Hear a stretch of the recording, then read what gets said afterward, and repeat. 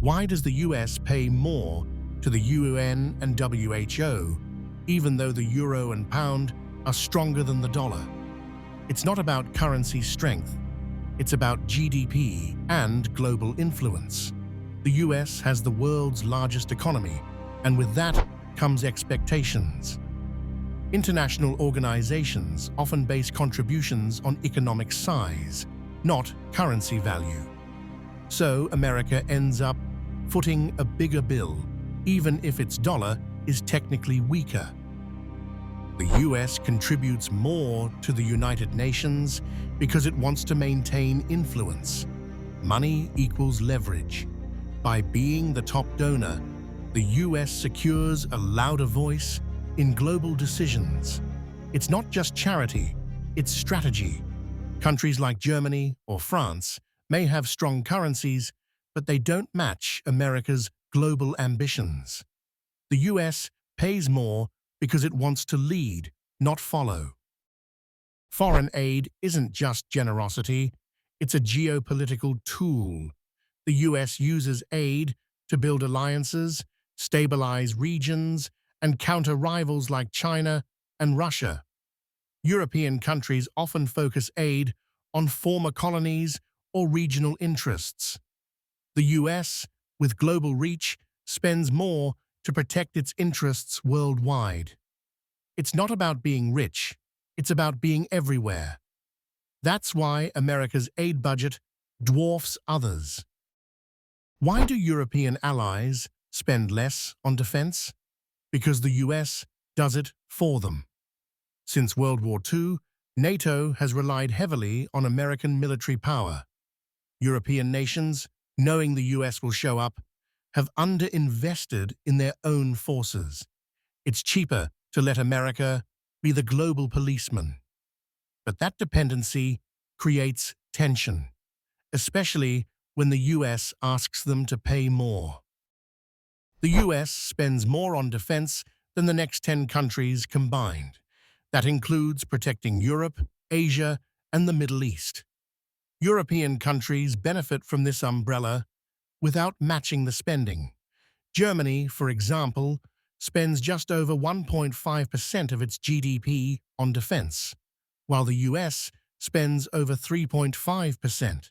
The imbalance isn't about ability, it's about political will and historical habits.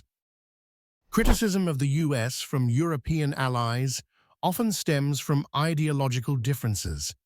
While they rely on American defense, they don't always agree with US foreign policy. Think Iraq War or drone strikes. Europeans value diplomacy and multilateralism more. So, they criticize what they see as American unilateralism, even as they benefit from its power. It's a love-hate relationship built on dependence and disagreement. The US dollar may be weaker than the euro or pound, but it's the world's reserve currency. That gives America unique financial power. It can borrow cheaply, print money, and fund global operations in ways others can't. So even if the exchange rate favors Europe, the dollar's dominance allows the US to act like a financial superpower. That's why it can afford to spend more globally. European countries often prioritize social spending over defense. Universal healthcare, education, and welfare take up large portions of their budgets. The US, by contrast, allocates a massive chunk to defense. This difference in priorities explains why Europe spends less on the military. They assume the US will handle global security, allowing them to focus on domestic well-being. It's a trade-off they've accepted for decades.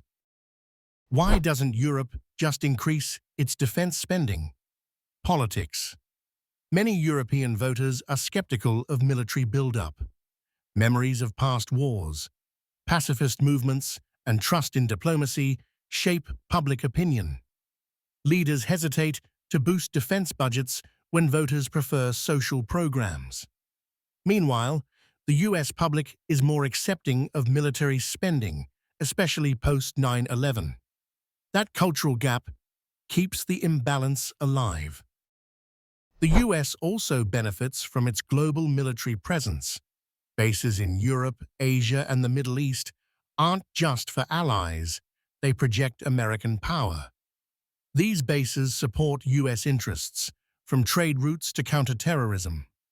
So while allies benefit, the US isn't acting selflessly. It's a strategic investment. That's why America keeps spending big, even when others don't match it. European criticism of the US often reflects domestic politics. Leaders score points by distancing themselves from American policies. It's easier to blame the US for global problems than to admit local failures. Yet behind closed doors, they still rely on American intelligence, logistics, and firepower.